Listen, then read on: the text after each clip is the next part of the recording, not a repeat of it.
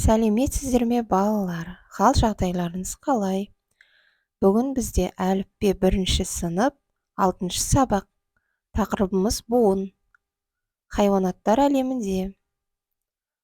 Біз қайдамыз, анашым? Суреттегі бала анасынан сұрап жатыр.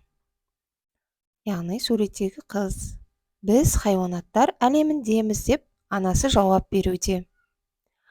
Ата, сіз қайда кеттіңіз деп немересі айқайлауда. Баланың төбесінде ата деген жазу тұр, балалар көріп тұрмыз ғой. Атасы, балам, мен естімей тұрмын деп құлағын тосуда. Яғни атасы секілді құлағын тосатын болса қолымен, ол естімей тұр деген белгі болып табылады. Жалпы балалар, сіздер өздеріңіз хайуанаттар бағына, хайуанаттар әлеміне барып көрдіңіздер ме? Онда қандай жануарлар болады? Қандай жануарларды көрдіңіздер? Енді хайуанаттар бағы дегенімізге тоқталайық. Хайуанаттар бағы бұл сіз бен бізді бала күнімізден таңдандыратын, басымызды бір рет болсын қалайда соғып қалуға асықтыратын қызықты орындардың бірі.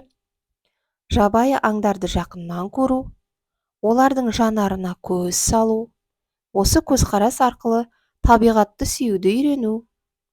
Қоршаған әлемнің әсемдігін бағалау барлық уақытта мүмкін бола бермейді.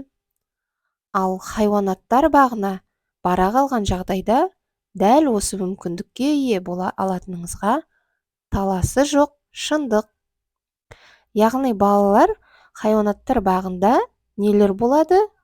Жабайы аңдар болады, оларды біздер тордың ішінен көре аламыз. Балалар, сіздер қандай жануарларды көрдіңіздер? Хайуанаттар бағынан маймыл болады, сонымен қатар әртүрлі әдемі, сирек кездесетін жануарлар да болады. Балалар, енді буынға бөліп оқиық. Бірінші суретте қаз, яғни бір буынды сөз. Екінші суретте қасқыр, яғни екі буын. Үшінші суретте түлкінің суреті, яғни түлкі, екі буынды болып есептелінеді. Осылайша балалар, сіздер бір буынды және екі буынды сөздерді бөліп оқи аласыздар.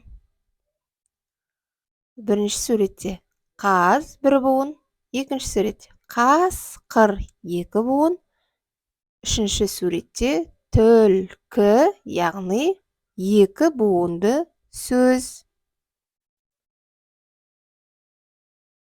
Балалар, қаз дегеніміз құс, ал қасқыр мен түлкі жануарлар. Енді буын дегеніміз не деген сұраққа жауап берейік, балалар. Буын дегеніміз сөз құрамындағы бір немесе бірнеше дыбыстардың тобынан жасалған фонетикалық бөлшек. Буын 3 түрге бөлінеді жалпы, балалар. Ашық, тұйық, бітеу. Ашық буынды сөздерге мысал келтірейік. Әке, ата, ана, нағашы. Тұйық буынды сөз ас, ұл, от, ұлт, ант. Бітеу буын нан, көз. Балалар, каналыма тіркеліп, лайк басуды ұмытпаңдар. Сау